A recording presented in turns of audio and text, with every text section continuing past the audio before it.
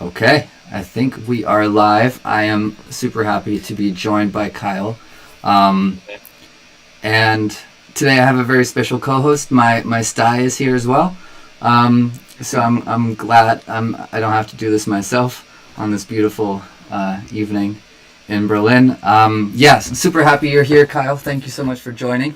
Kyle, for anybody who doesn't know, is the lead designer of Natural Born Degenz, one of the sort of more unique artworks in this space that I'm excited to talk about how that idea came about later. Um, but yeah, first of all, like the way I discovered loonies, I think was I saw like a really weird creature on Saoirse's or Pippi Westwood. She changed her name now, right? Yeah. To Hans Paid the something. ham. Yeah. Um, but yeah, that was I think the first encounter. I was like, what the fuck is that thing? And then of course I think that was Mint Day, and I was like, oh shit, I need to get a bunch of those. So also full transparency, I have a few of these loonies and loony heads, and I'm sometimes in that Discord as well. But yeah, one of my one of the more interesting projects, and I'm really excited to talk to you about it, Kyle. Thank you. I appreciate it. Honestly, it's an honor to even be on the show today. I love talking about unicorns. Like, I love talking about the project and kind of how everything has it's built a life of its own in a lot of ways, which has been really exciting to kind of see. But yeah, like I'm an open book when it comes to questions, so feel free to just ask, and I'm definitely open to just pretty much anything. If you have any questions about anything, really. Awesome. Well, let's start at the beginning. Talk to us about sort of like your background, your first experience with cryptos, maybe how you got into the whole NFT thing, Elrond, all of that. So it was funny, and I told the story before, kind of way back.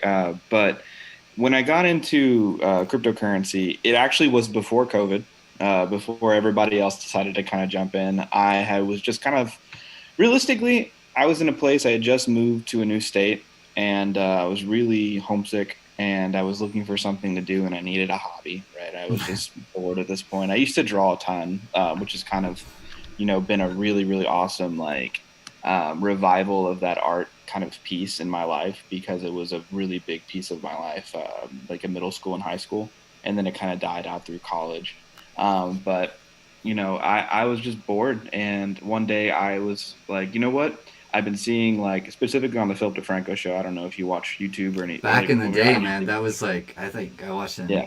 2006 or something. I don't know. Yeah. Oh, and he would constantly talk about Robinhood because it was one of their bigger sponsors, right? Hmm. And so he would get like a nice little pushback in terms of a deal and stuff like that. And I was like, that sounds so cool, like trading at like a level of, you know, um, retail. Like, this is the first time I've really seen that actually work, at least for the most part, and actually start to get traction. Because I had always been interested in stocks, but I just, I was younger and I didn't really know what to do and how to invest properly. I didn't like commission, Yeah. even though there's hidden fees and stuff like that in Robinhood. But that's not neither here nor there.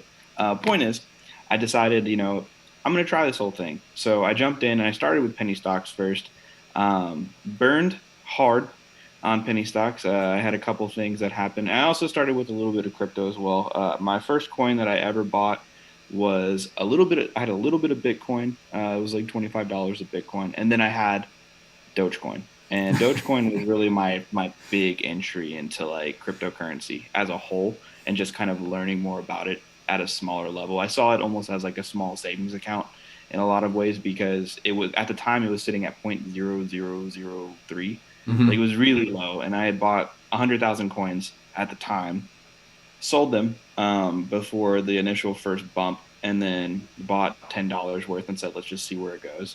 And I saw it ride all the way up during COVID as it happened. So 2020 was exciting, Yeah. as a direct result of all that kind of occurring and dying off and everything else. It was a crazy year. But I guess it happened in 2021, now that I think about it. But I had held it for a long time, I guess, to put it in perspective. I had been trying to push for adoption. I was one of those Twitter guys that was there really early, and you could find it on my Twitter if you go far back enough, of me just bothering people like Max Keller. Like, he was a former dev. You know, her name's Sporkland. She passed away, unfortunately, but she was another dev that would argue with me on Reddit and stuff like that about mass adoption of like cryptocurrency, things like that. You went deep, And right into oh yeah, I the went Reddit forums and everything. Yeah.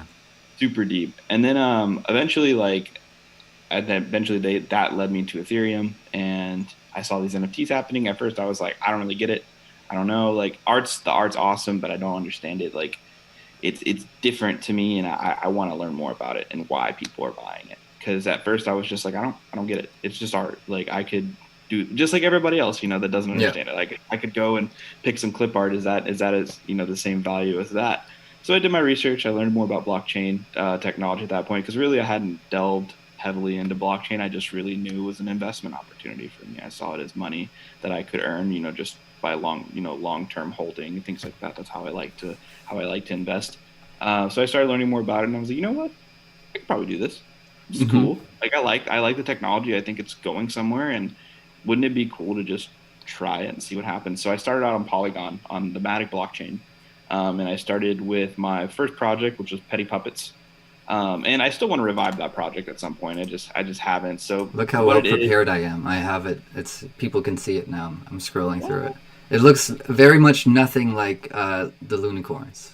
no, it's I still like the like. It's still got very it's got a pop to it, like a lot of Yeah. colors and things like that to it. But it very much more is in tune with my original style, which was more like graffiti art, but very cartoony. I liked stuff like that, so I thought these were going to be really interesting and fun, and they were, but they didn't really have like a utility or anything built around them. Not that they needed any. At the time, they were just kind of just for fun, and honestly, they were for me successful. Like, I had sold them for like, I think like 0.02 a pop, Mm-hmm. and I sold like half of them, which was pretty cool. And so I was like, I made like $400. Like, I'm cool.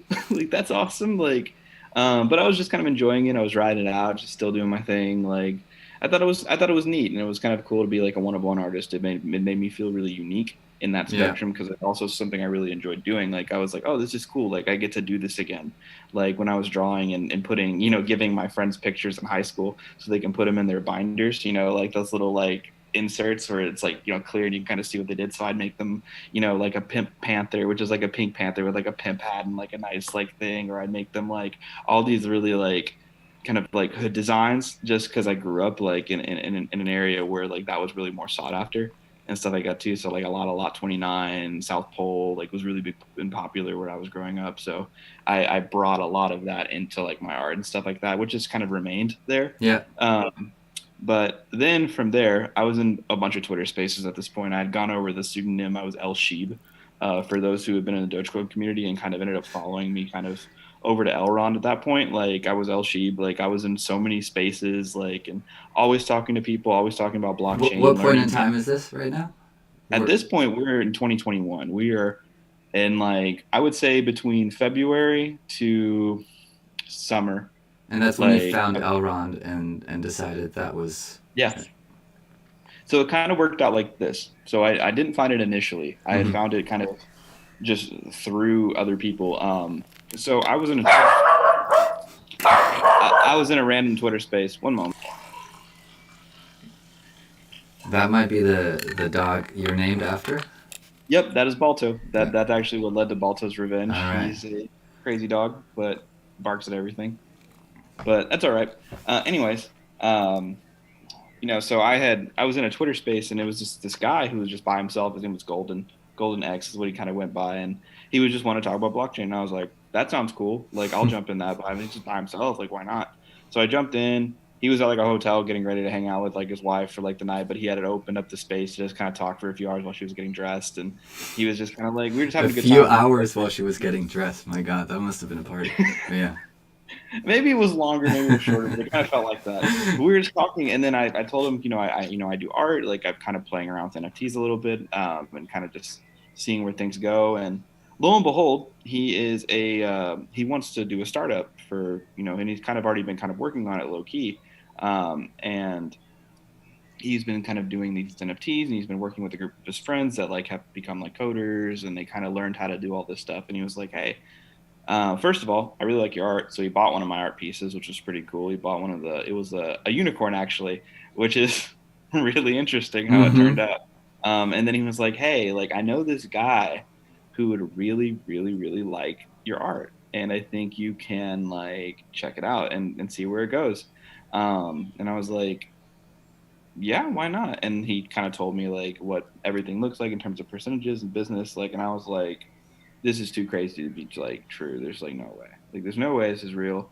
I'm getting hosed. I'm gonna lose money. And then I thought about it and I was like, well, what am I actually like giving up besides a little bit of time to like talk to somebody and kind of figure this out? So the first time I go through it, it was kind of like a mess, not on purpose, and it wasn't because this guy he's new to all this stuff. He's kind of starting everything up, and he's a great guy. Like his name's Kirk, and he's a really really cool person. I highly recommend reaching out to him if you ever get a chance to. He's a great guy. But he just mixed up the names the first time, and I got stuck with this random dude who wanted like this bear project, and I was like, I have no idea what to give you. He wanted it in like 3 weeks. He was like, I'll give it to you. He's like, I need like 3 weeks and like all this kind of stuff, and I was just like, this isn't what I like signed up for. Like, I don't. This is kind of stressful. Like, I don't know what to do here. Like, but he ended up being too much, so they kind of had to kind of put him aside. But then they were like, anyways, that was the wrong guy, and I wasn't supposed to give you that guy anyway. So here's the actual guy. And so when I finally jumped in, like I started talking to him. His name's Eric. He goes by Mind of Growth on Twitter. You guys have seen him because he runs the Natural Degenz Twitter channel, and he also goes by Degen on Discord. Mm-hmm. He's kind of the guy who pitched the idea of unicorns, of this idea of like, hey, like this is something kind of different, unique. Like this is what we want to do. I want to make these unicorns, but I kind of want them to be just really intense. Like I want them to kind of be these, very memeable creatures. And so I went to drawing. I was like, cool, let's do it. Like this sounds awesome. So first they started off really cute, actually, very cutesy. They were very like more pop arty because I was like, oh, like I that's would what a love living to for. see a draft if you have it at some point. Maybe you can share Oh, it under into sure. Twitter later or something. Absolutely. Actually, I can totally do that. Once we get off the line, Yeah, I'll yeah. start. I have a couple different ideas, and they just got more and more decrepit as like time went along. So we would go, and it was like at first like a chubby unicorn is what he looked like, but he looked like a donkey basically. And I kind of wanted him to look more like a donkey because the goal is there are donkeys that look like that are become unicorns. So he started off as like this gray donkey, and he just had like it wrapped around like his head, like the horn, Mm-hmm. and then he was just kind of cute and adorable. And he was like, that's not really what I'm looking for. I was like, okay, back to the drawing board. And so I made him a little bit more like intense, a little bit more grotesque, but he still had like this crazy look. I made the teeth go a little crazy. And then he was like, we're getting closer, but not quite. And then I was like, okay. So I made him even skinnier. Added ribs to the side, made him more decrepit, made his kneecaps really like rounded out. And then I erased his face, like first, his whole face. And I was like, what am I going to do here? And he was like, I just want something that's just like intense. I want it to be like really cool and interesting. And I was like, I have this thing. And so like one of my biggest like I would say like heroes actually is Ratfink. I don't know if you've ever heard of Ratfink, but they do a lot of custom detailing and art for cars, specifically like Corvettes, things like that. Mm-hmm. He's an artist, and his art is very ugly, decrepit cartoons, which is right up my alley. So I was like, let me channel some of that in here and see what I could do. So I was going through the eyes, and when I got the eyes, I put the skin back on, but I've like pulled everything back with like little staples and got rid of like the actual like lips of the teeth. And so that's why his teeth kind of show. I added a little bit of skull in like the ears. So if you're ever wondering what that is, actually just that is actual bone. It's supposed to Yeah. be bone. Okay. Uh, Let me things let like me. that. And so he got just progressively more hideous as it went along. And I was like, oh God, I love this. I think this is awesome. I don't know if this is gonna like sell. Like, I don't know if people are gonna like this thing, man. Like, it's sick. It's so cool, but it's also sick. And I don't know if people are gonna like vibe with this whole thing. But we went through it. We released it, but the way we did it, what I think is something that really helped. Is we didn't release anything until it was right. And in terms of like the art itself, everything else kind of fell to the wayside in terms of like the beginnings of our mids, because it was just our first time doing all this stuff. Like Zero we point really four had, twenty eagled. yeah, it was like 420. 420 eagle was like, it was 0.420. Yeah. Cause could you imagine if 420 eagle? That was the first, someone put it Yeah. up there. Yeah. Yeah, 0.420 e gold, and we're just like, let's do this. So we started off with like art contests and things like that, and before we even released, and made like a little video game with like it was like a little Luna flap. It was like a Flappy Bird like generator. So we made one of those, and just did like whoever can get the highest will get this NGMI token. And at this point, people really didn't know what it was. They just kind of thought it was cool, and they believed in it, and I so they had were no like. idea. I was just like, "What the fuck is this thing? I need it." Yeah, it's awesome. I Yeah, mean, I've heard so many funny stories just in general with like unicorns as it's kind of gone along. But yeah, so we did it. The first time I knew I was doing something right, though, in general, was I had gotten a message. Someone had just drawn a unicorn, like at their own style of it, just because they were having a really bad day and they felt like it felt better.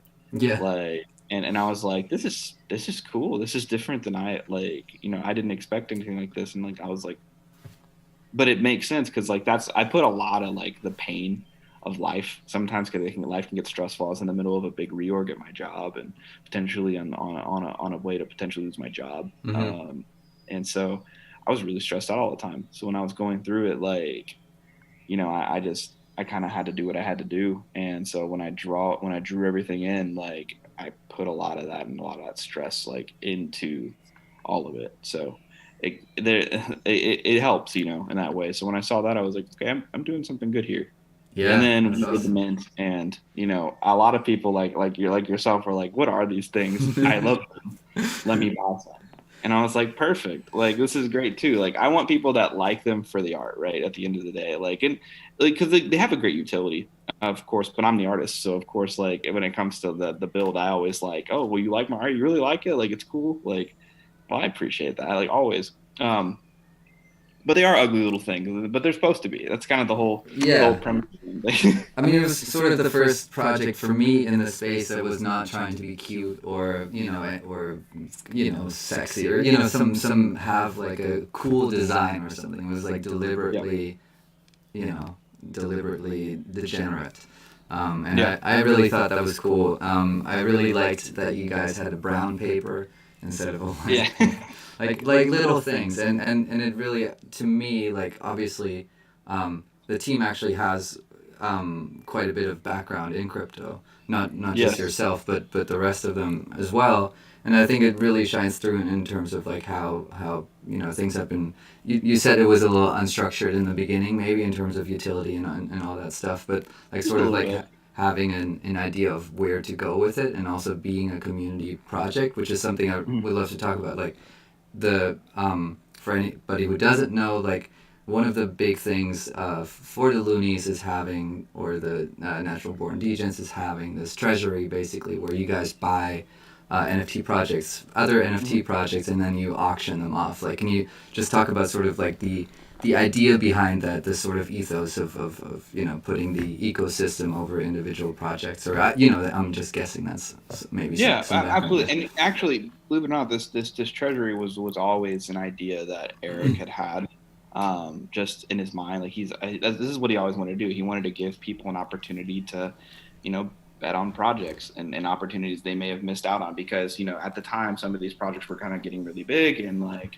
it was just starting to grow a lot, and so the opportunity was like, okay, like there's something here that we could look into and give people an opportunity to potentially get on these because at this point, at the time it was like no goms were sitting at 12 e gold Yeah. at a floor price. Apes were sitting at like 12 e gold. Like a lot of the quote unquote blue chip projects of the space were starting to outprice people Mm-hmm. realistically, like especially for a European like or like a predominantly European like build as a blockchain. It's a lot more expensive, for people all over the world than it is for, sometimes people here in the US because there's just more capital that kind of runs through as it goes through. So like it's people were getting priced out. And so there was an opportunity there to just, really build on this thing and kind of see where it went. So that was always kind of in his plans. And then Pippi, who also is on our team, she's honestly a tokenomics genius, man. Like when he brought up not going to make it as like a token, she's helped really build out all of that, make sure that it works, make sure the economics of it work, make sure it's flowing and it's not getting too inflated, because we want it to, eventually be worth something to our holders. Like in the span, it's worth nothing monetarily, right? Like you can't go and sell Not Gonna Make It or buy it off a marketplace, but that's not what we want. For one, there's some U.S. legalities there, which is like, no, Yeah. we're not trying to go to jail or get our project shut Just down. yet. Absolutely. Yeah.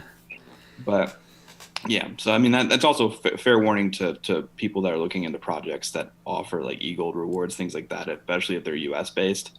Just keep that in mind, especially for the next year, especially their new projects, because there's some legality issues there, and that can really blow up in your face, if you're not careful, especially if they're doing it with your funds specifically.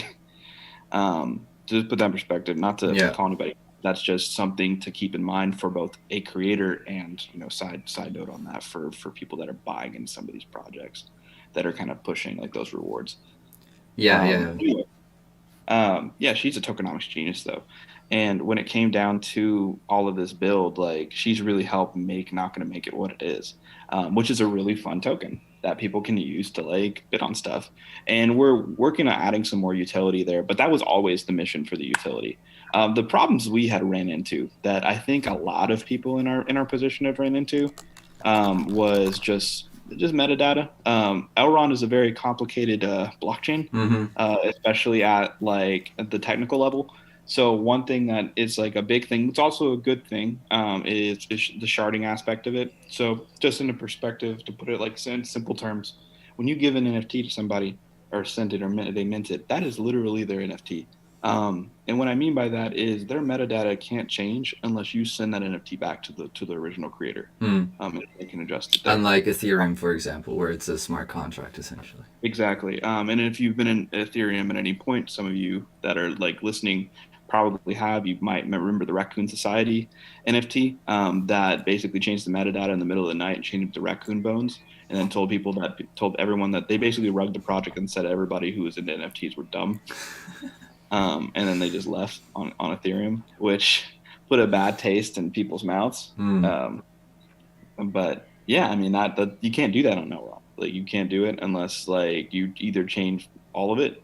But once it's there, like it's theirs, if that makes sense. But the problem lying is if you mess anything up in the metadata or if something gets corrupted as it goes through, that goes into the project, Yeah. when it goes in there. So we had an issue, with our rarity system too, where our backgrounds, specifically our backgrounds, we were doing so good.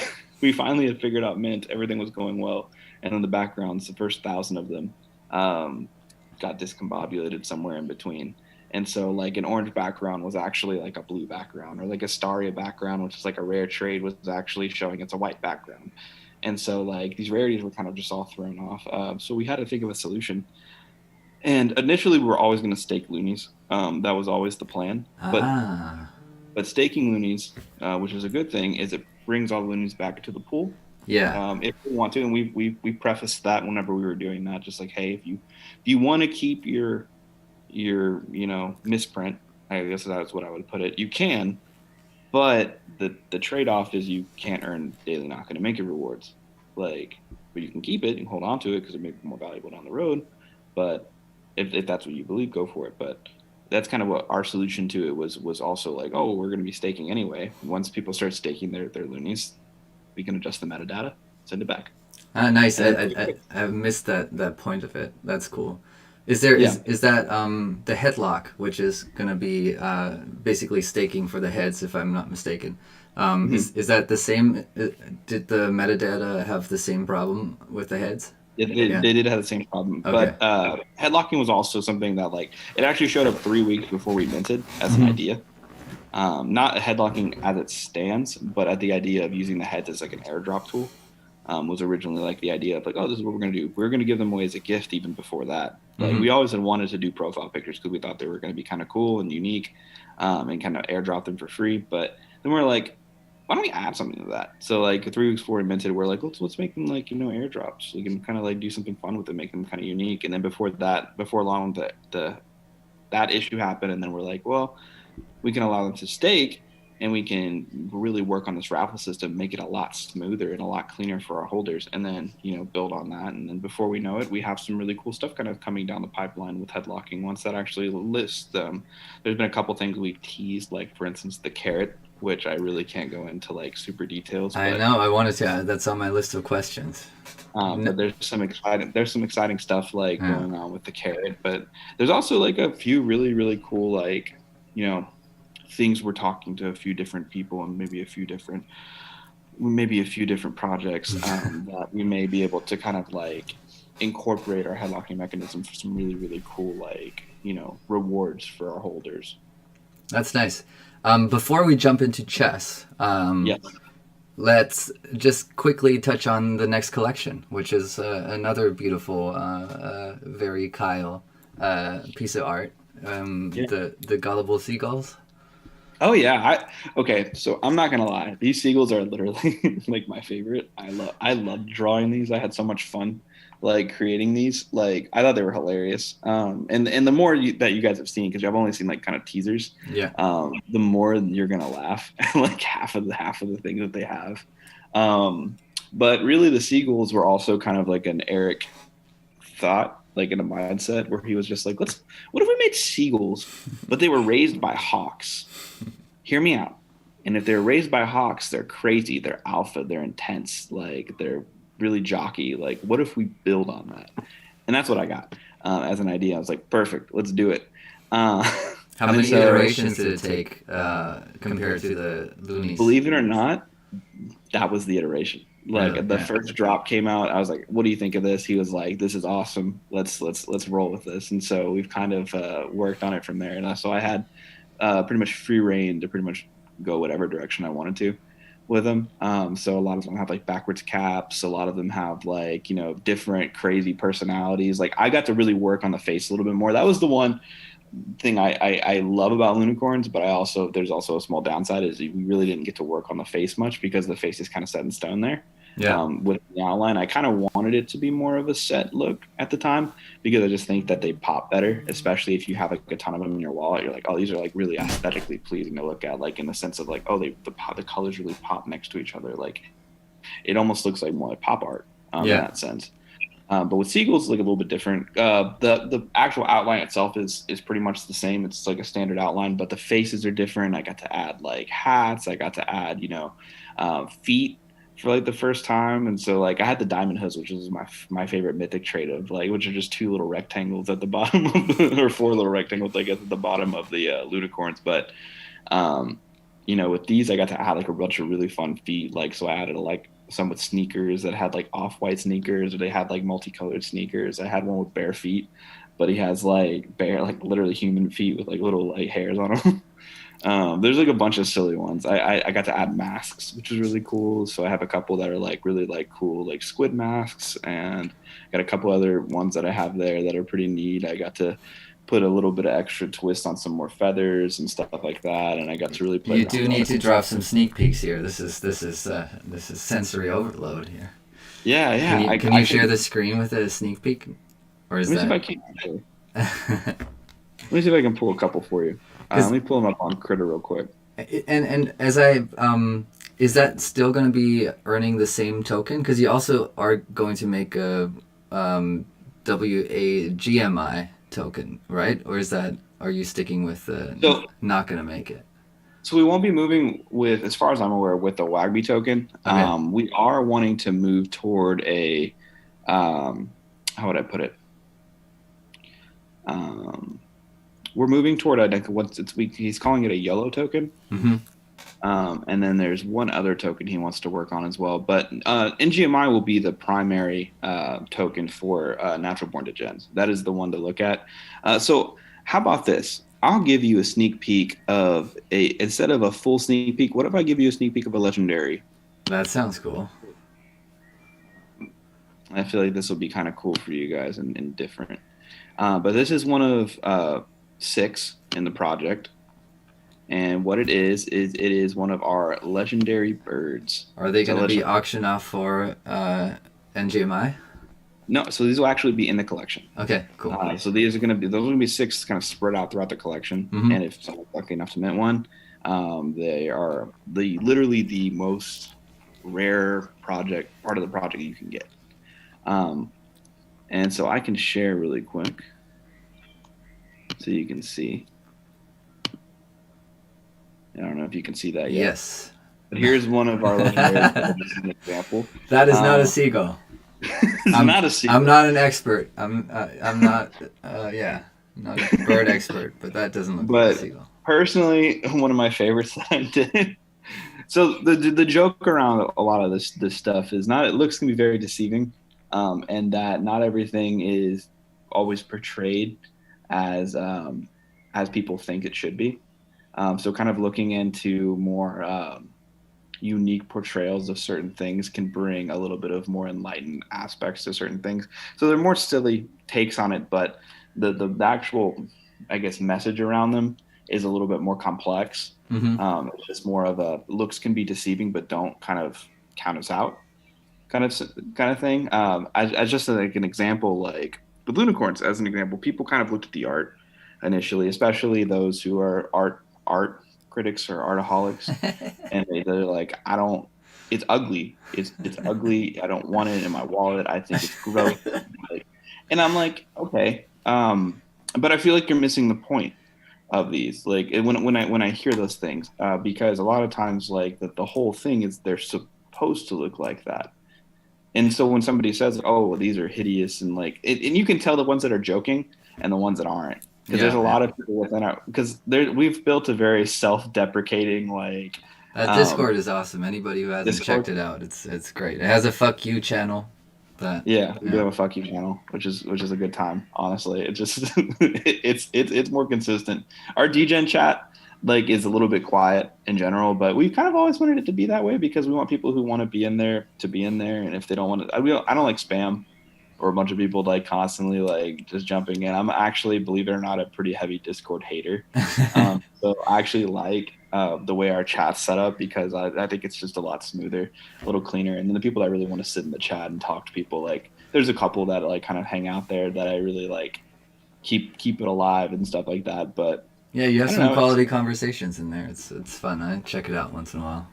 Oh, for sure. But yeah, like that's what I kind of wanted to kind of take with like the legendary goals. Like they're a fun take on like um I would say a more complex idea Yeah. of just, looks can be deceiving in a lot of things. And sometimes you kind of have to look beyond it to kind of see where the value lies. And I kind of say that in terms with like a lot of different projects. As you kind of look through NFTs and stuff like that. If you're new to NFTs or if you're jumping in, a lot sometimes the looks are like really really pretty. They look great. They're like they're beautiful. They're beautiful pieces of work. Then you dig a little deeper, and you dig a little deeper, and you dig a little deeper, and you kind of find that it's that you're either not finding anything, or you find maybe there's a project that's really similar, that's probably a little bit older on a Mm-hmm. different blockchain, or you find like that they have no wants, they just want to put it out there and really get your money and leave. Like that's their goal. Like that's what they want to do. So when you look at projects, like look at them for what they provide and what they offer. If they're just one of one artist, they're one of one artist. I think that's awesome. I think you should do that. They don't have to have utility, but for big, like, 6,000 piece generative works, they should have something that Yeah. makes them fine. You get what I'm saying? They got to So do that's kind something of with all that money. Yeah. precisely. Better. So that's my whole thing with it. When it comes down to it, you just kind of have to make sure you're paying attention whenever you do that kind of stuff. But that's my whole take on it, personally. Makes a lot of sense. Wanna play a couple games or at least Let's one at least? I let's think run a couple games. yeah. I'm down. Let's do I it. am excited. I have it up, so I I'm ready. was also instructed. I think it must have been Eric I've been talking to on Twitter, who wanted me to play the Bong Cloud opening every time. So I will do that. Don't worry about the time, by the way. That's just sort of yeah. I can give Okay. you more time at any. Don't be stressed. This is casual. I want to actually talk about the Does it? Is there any It's your move, sir. All right. Let's see. Choose a piece. Um, Start here. is there any sort of sense in which it kind of gets to you when people are like, "Oh, this is ugly." Like, I mean, I've seen them. I find it hilarious because, like, obviously nobody tried to make a beautiful piece of art there. Um, Yeah. but Well, does it bug you a little bit somewhere? I would say sometimes it does. I Yeah. think sometimes I think it's natural to like initially feel a specific way about everything.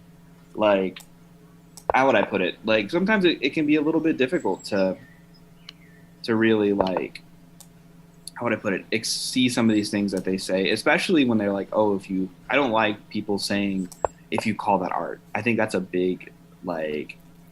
Personally, I think it's a big like hit to my face. Like Mm-hmm. it's almost like, oh, you don't think like what I do is artistic. Like it's cool. Like but like I think when people invest, right, because these are a lot of investors in this space too.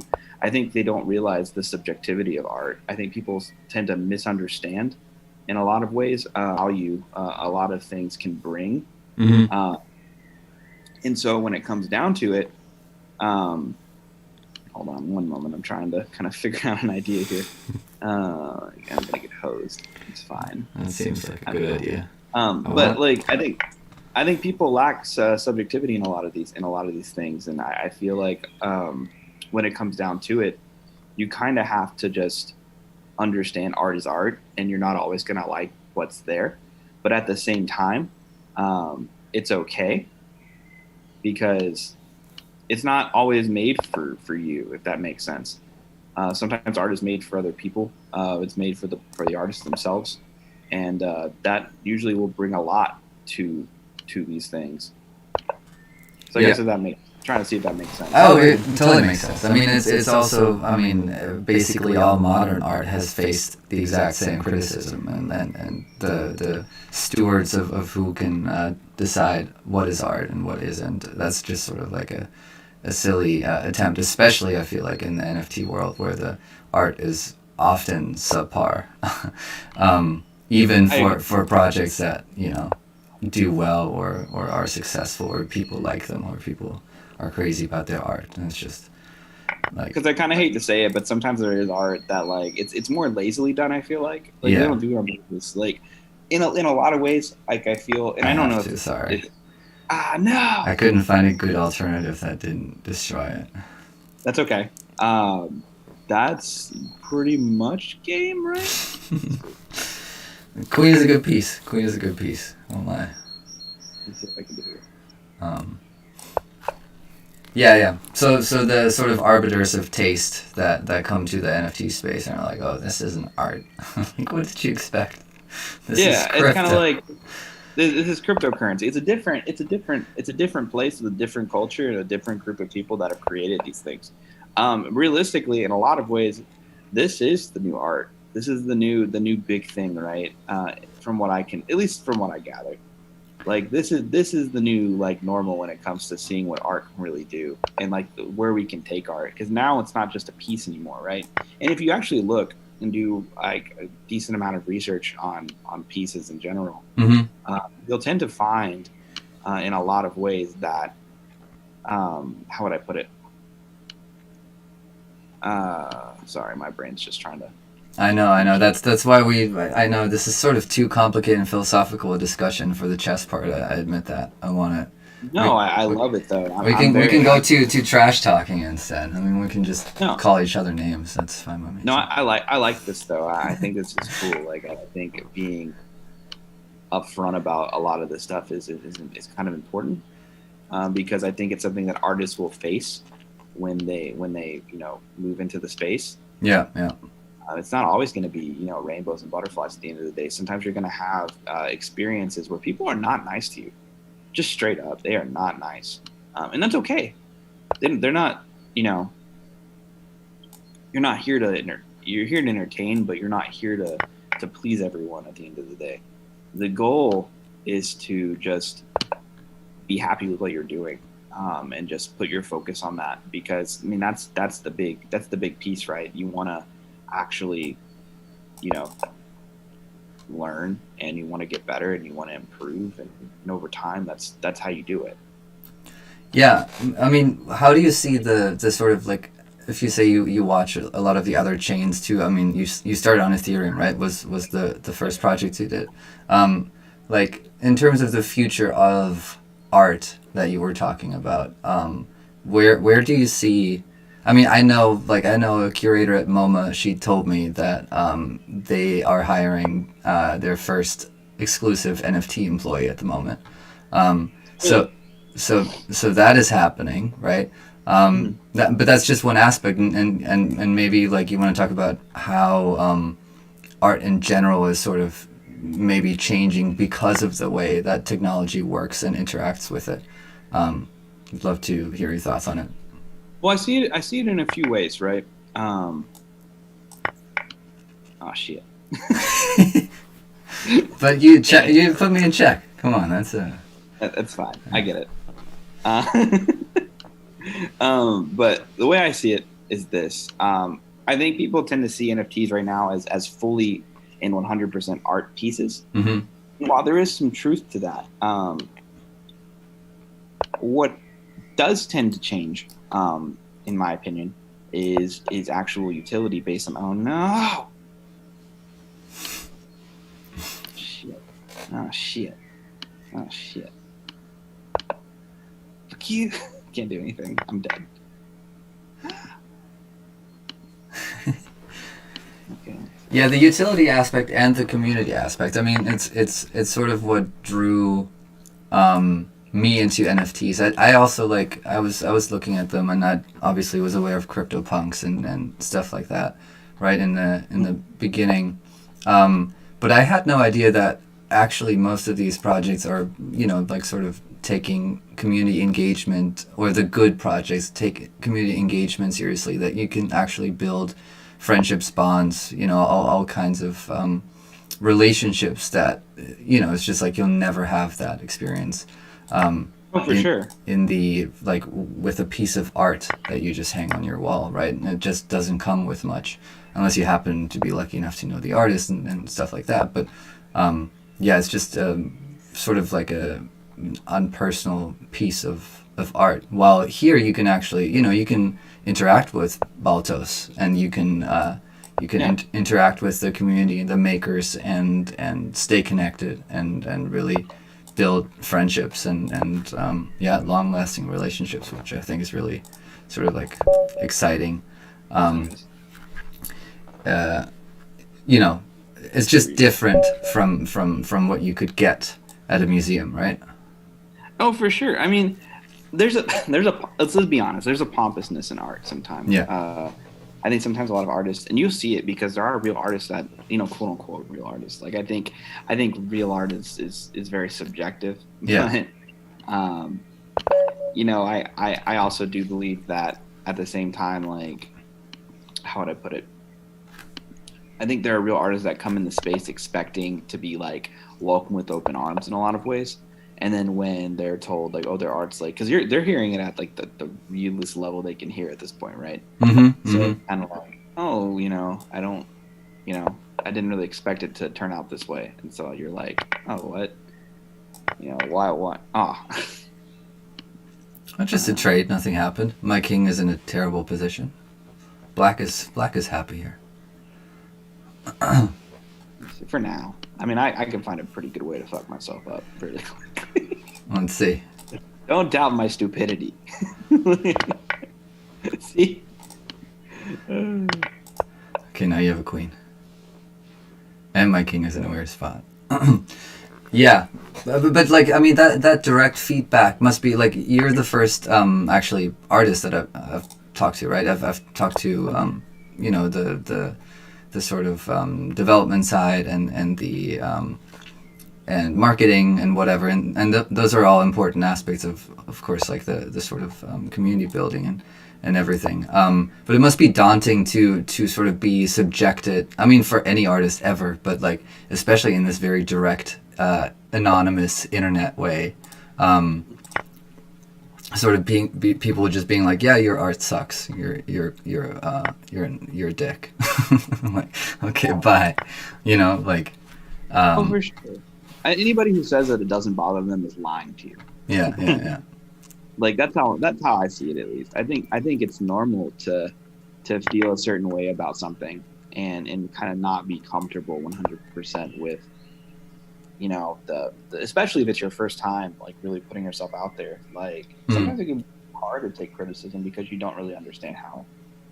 Because for one, people aren't really good at criticism. I think generally speaking, I think there are a lot of people who actually suck at criticism. I think some people would want to say one thing about something and then they end up kind of putting their foot in their mouth because they end up being it ends up coming off very rude. Yeah, yeah, yeah. And a lot of that is really just understanding lack of not understand, or I guess a lack of understanding of how feedback works. Mm-hmm. And once you kind of understand that, I guess if that makes sense, then you can really start putting a focus on like, okay, like this is how I'll get better. This is how I'll start to really improve on this. Because if people are honest about what they think about your project, like I kind of appreciate it to a point, but just saying something is like better than something because it looks better, like is honestly just a fallacy. It's incorrect. Not everything is that looks good is actually going to be good to have and to own. Like I said, I've seen a ton of junk that looks pretty, but doesn't mean it is. Yeah, for sure. Also, sorry, he's wanting attention. Come here. You can what you can get on here while I play chess. Sorry, this is my dog Walter. He can make the next move. Yeah. Oh, he's a genius. He is a super smart dog. Like no joke. He's actually really really smart.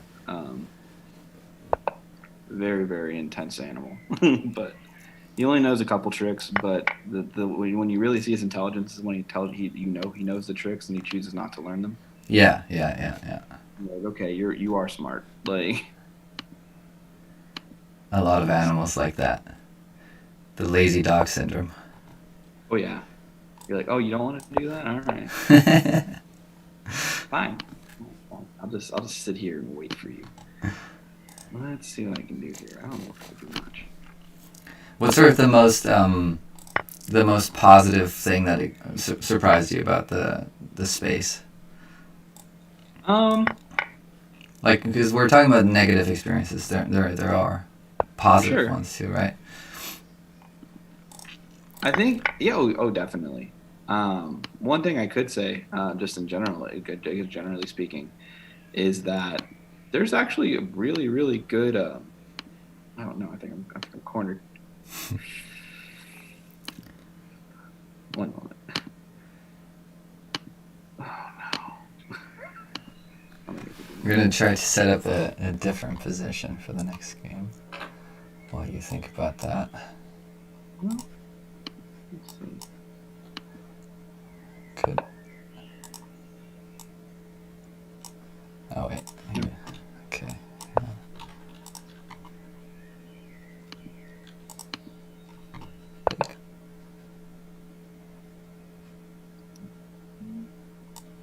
Positive experiences. Oh yes.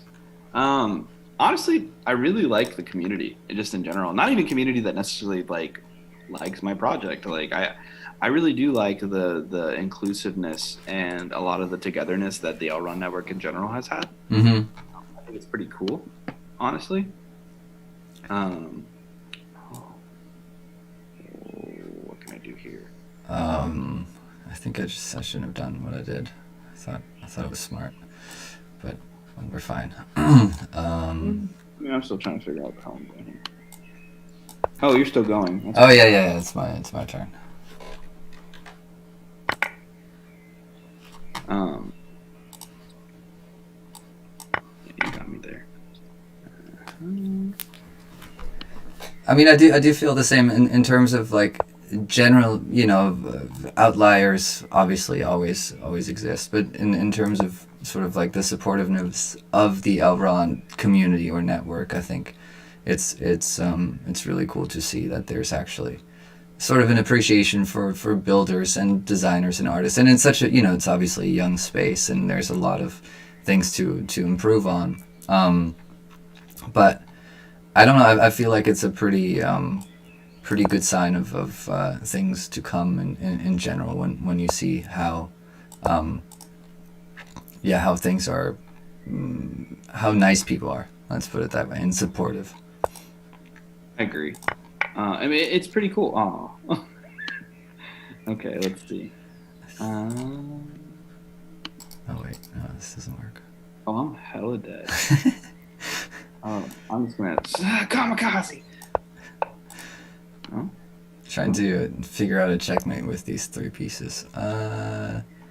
Almost. but yeah, I mean, like, I do really, really love like the Elrond community and the NFT community as a whole. I think there can be some toxicity there for sure, and I think it's always been there. But I think that's inherent in people sometimes. Like, I know it's ugly to say, but I think sometimes people are pretty shitty. Yeah. Overall, and I'm not saying that. I think it's inherently they can be inherently shitty and inherently really, really cool. It just kind of depends on how they end up growing up. But you know, in a really shitty world, there does seem to be some pretty cool like people out there. You know what I mean? You know what I mean? Yeah, for sure. Last game, accept my challenge. I think it should be. I heard it beep on your end. Oh, there it is. The green check button. All right. I'm gonna have to start using this. I really want to learn chess now. Yeah, I mean it's also something that I feel like there's obviously a lot of I don't know, a lot of things you can do with NFTs. I think chess and sort of I talked to Will Davis about this last week because he challenged me to a game essentially when he saw that I play chess sometimes, and he yeah, I think sort of the parallels between investing and chess and the strategy and even the art behind chess. Like there's so many beautiful chess sets. There's like so much art that was inspired by chess. If you think of Duchamp or some artists that were also very, very good chess players. Yeah, there's I don't know. I feel like it's something that we should cultivate here in the space of Elrond. I think that would be really interesting. I personally think that would be very cool. A loony chess set. I would love to see what the hell. I wonder what that would look like. That would be super cool. Yeah. So as we're closing out, I also want to give you the chance to talk a little bit more about your other projects. I know you have like 15 podcasts and about 17 other NFT projects. One of them, the Bronta Bros. I'll show that to the Bronta people Bros as well. was the five. It was a 5-piece. So let me see that too. Those are cute little dinos. Yeah, the little dinos. Yeah. Initially, they were supposed to just kind of be, this just cute little creature, or these cute little like characters, because they were little something a little bit different than what I normally do. Yeah. Oh, this is cool, unique, even like. I kind of like where this is going. I want to just kind of play around with it a little bit more. Like, get rid of that real quick. Let's see. And your podcasts are sort of like I saw music and DJ stuff, right? So we have a couple differences. So we have one podcast which is the Weekly D podcast. Yeah. The Weekly D podcast is a primarily interview-based podcast. Mm-hmm. We do a ton of musicians, artists. We've interviewed a ton of like personalities. Like the biggest people we've ever had on there was actually thanks to Dogecoin through this festival we were a part of called Dogepalooza. We got to go and kind of just give away some shirts and stuff like that. And when we did that, we got to meet Dionne Warwick, which she's like a legendary R&B singer. Mm-hmm. And stuff. DJ Nomad, which is her son, but he also does he's done production for Britney Spears, Beyonce, stuff like that. So we were able to have him on the podcast. That was pretty cool. Pretty good little highlight there. But we've talked to a ton of people, and we're always open to talking about whatever. So I guess we just kind of tend to leave it open. Like, okay, you want to talk about, how would I put it? You want to talk about NFTs? We can talk about NFTs. You want to talk about like business startups? We can talk about business startups. We can talk about literally anything and everything. So I always tend to be open to it. Balto, you're distracting me, buddy. Chess, dog, and having to form coherent sentences. It's a It's a little more it's a difficult. lot. Yeah. But when he's needy, he's needy. So I don't mind. Very blessed to have a good dog in general. Some people, they don't have luck with pets, and we've been very lucky to have a really smart and very like good animal. Ah, Maybe I'll win this after all. there's a strong possibility. No, there is no possibility. Look at how many pieces you have. True. I'm- You understand. I'm dumb. I will try. I will try to have you at least give me a draw though somehow. Oh, well, that wasn't good. That was not a good move for me. Okay. Ah, But yeah, chess, man, look into it. It's a fun game. I think a lot of skills also to be sort of learned from it.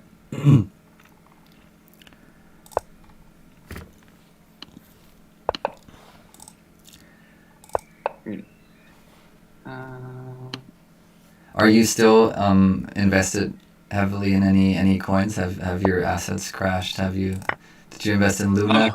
Are you down 95%? God, like that was just a terrible. Poor people there. Yeah. I mean, They're not really handling shit well. Bastard.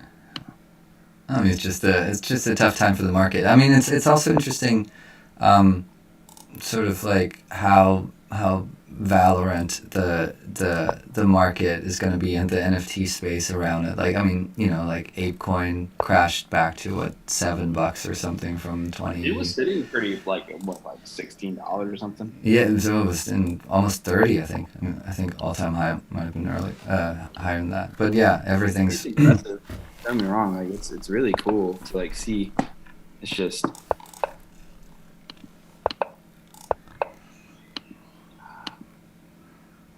spare me.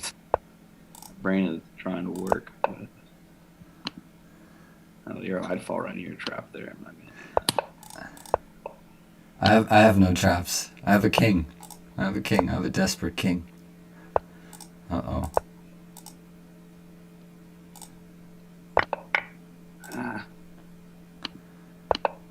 Okay. There is hope. Give me that pawn. Let's see. Yeah, I mean, I did something. I don't really trade at all. I've always been sort of like what you've been mentioning earlier, sort of like an investment kind of guy, where I don't really want to deal with the stress of trying to maximize my profit on the daily or something. No, it's sometimes being a long-term investor is just a better way to go. Like, and people tend to like try to do that, but I think it ends up weighing itself out or like pricing itself out whenever you go into taxes and stuff. Because, yeah, I mean, I think it tends to equal itself out, if that makes sense. Like, I'm just like, okay, like it's about to get expensive for you with all these day trades.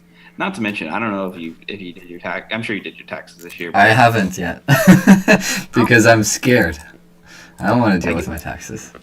Yeah. It's the worst. It going through it's very much sucked. It's not been fun for anybody, especially me. Not had fun with it. I've had so many freaking things to do. I'm just like, ugh, this is the worst. Yeah. Right. No, my accountant has to deal with it, so I don't. It's like. I'm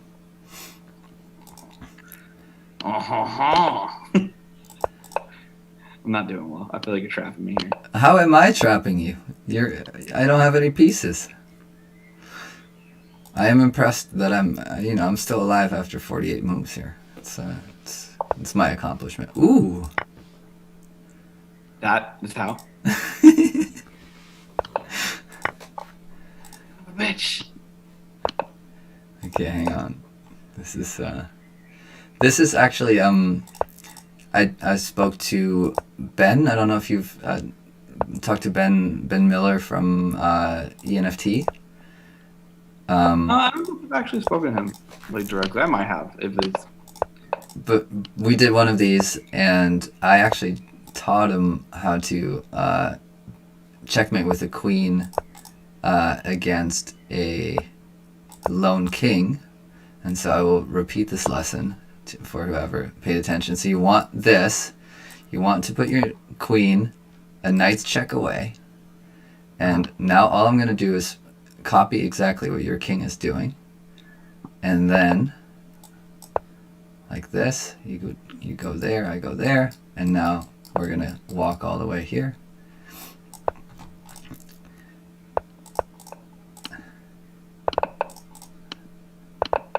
And now the trick is, once your king reaches that, if I put my queen one further, which I will do in a minute for the meme, then you will be stalemated, meaning you're not in check, but you don't have any legal moves to make. Meaning every move you make, you would put your own king in check, which you're not allowed to do. Which means that the game is still a draw, which was what I was hoping for earlier. okay. To somehow trick you into giving me a draw. So now what my king just wants to do is protect the white square that's diagonal from your king, and once the king protects that square, I can checkmate you. Okay, makes sense. That's sort of the long and short of it. It's kind of just a good game at this point, like kind of here. No, don't do it. I want to stalemate you. Okay. So should I move? Yeah. Move, and then we'll get to the right position, and then I'll show you why the end position will be a stalemate. Okay. I think I see what's happening here. I got basically the only moves I can make are back and forth. Exactly. So here, now this square is this square diagonal from the king is protected by my king. So if I put my queen there, you're in check, and all the squares around it are attacked. So that's checkmate because you can't escape. But if I go here, this is an immediate draw because your king is not in check, but it's not allowed to walk anywhere. It can't go anywhere else. Exactly. Which is why that is, why that is a. You're gonna have to teach me more of this. I'd love to. I'm really open to, I don't know, doing like Elrond, the Elrond Chess Club kind of thing where we can do like beginner, intermediate lessons on the weekly or something. I'm open to that. It's also a lot to organize, so I'm kind of hesitant committing to it at this point. I have some other shit to do, but what's a half hour, 45 minutes, kind of fun, and then maybe everybody who's in the club can play some games with each other and just socialize, because I think it's just like a great game to also just use and chat and sit at the park and play with your friends. So yeah, absolutely, it's super cool. And I like TCG games and stuff like that, like card games and stuff. So this is kind of right up my alley when it comes to just strategy thinking like that. I'm a lot better at Magic stuff like that than I am at this. But I think there's a lot of chess players that play specifically the Hearthstone thing. That's big in the chess community. Nice. I think. So yeah, I think there's a lot of synergies. One of the world champions, maybe even one you've heard of because he lives in the U.S. and talks a lot about Russia, Garry Kasparov. He learned Hearthstone in like a week or something, and then played against one of the best players of all time, and like did pretty well. That's pretty cool, honestly. Can you imagine? It's just. Poor other guy who's like been training for years. A woman, actually. Really? Yeah, very cool. There's a video you can find on YouTube. I'll send it to you after this. Thank you so much. I've taken enough of your time, but I will give you the last word, and then we'll say goodbye. Maybe anything you want to end with, plug, whatever, invite people to the Discord. Oh, for sure. Yeah. So if you want to check out the Natural Degenz Discord, we have it linked in the Natural Degenz Twitter. So if you want to jump in, feel free to jump in. If you want to check out any of my social media, I'm fully doxed there, so you can always check me out. It's that guy Kyle. So that I'm literally that everywhere you look. Instagram, Twitter, not Facebook. Don't look at my Facebook. I just share a lot of stuff in there. And then if you want to check out any of my podcasts, you can check out The Weekly D. Like I said, The Weekly D is a interview-based podcast. It's a lot of fun. And if you ever want to jump on and you think you have a chance to be a guest, which I might have you jump on, by the way, Chess, I think it could be pretty fun.